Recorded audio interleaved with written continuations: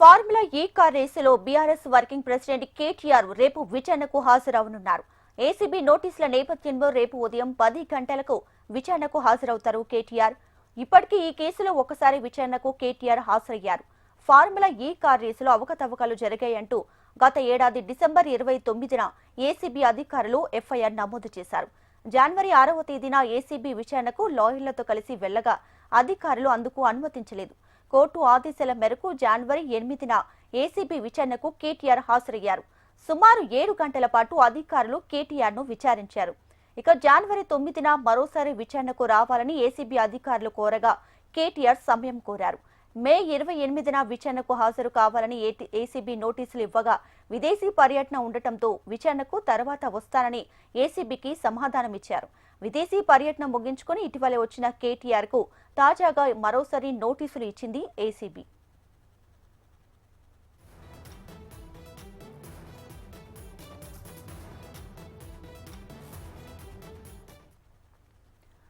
Right, ఇక formula ఈ car రేసులో బీఆర్ఎస్ వర్కింగ్ ప్రెసిడెంట్ కేటీఆర్ కు ఏసీబీ అయితే నోటీసులు ఇవ్వడం జరిగింది. సో రేపు కేటీఆర్ ఏసీబీ విచారణకైతే హాజరు కాబోతున్నారు. దీనికి సంబంధించి లేటెస్ట్ అప్డేట్స్ మా ప్రతినిధి ప్రవీణ్ సిద్ధంగా ఉన్నారు. ప్రవీణ్,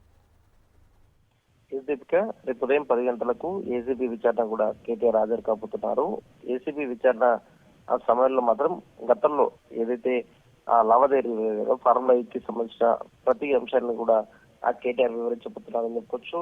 ఎక్కడ కూడా అవినీతి జరగలేదు, ఇక్కడ కూడా ఒకతొకలు జరగలేదు అనే దానిపై కూడా BRS party working president KTR ఇప్పటివరకు ఒక క్లారిటీ ఇస్తున్నారు. కాబట్టి రేపు ఏసీబీ విచారణ ఏ అంశాలపైన కూడా చేరుకోబోతుంది.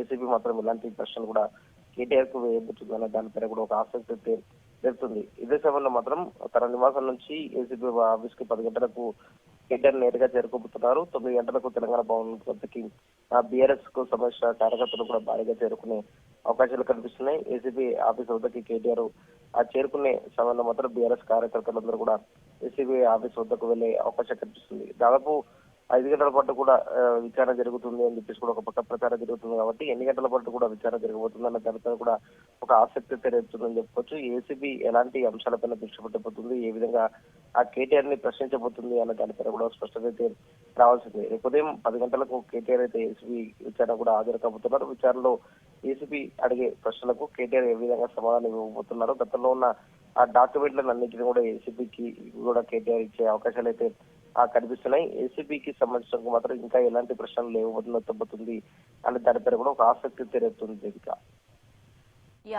ప్రవీణ్, ఆల్రెడీ ఇది వరకే కేటీఆర్ విచారణకు హాజరయ్యారు. ఆ విచారణలో కేటీఆర్ స్పష్టంగా చెప్పడం జరిగింది, ఏసీబీ అడిగిన ప్రతి క్వశ్చన్ కి కూడా తాను సమాధానం ఇచ్చానని చెప్పారు. సో మరి రేపు ఏసీబీ ఎలాంటి విషయాలు పరిగణలోకి తీసుకొని కేటీఆర్ ను విచారించే అవకాశం కనిపిస్తుందంటారు? ఫార్ములా ఈకి సంబంధించి కూడా గతంలో ఎలాంటి నిర్ణయాలు తీసుకున్నారు, నిర్ణయాలకు సంబంధించి కూడా ఏ విధంగా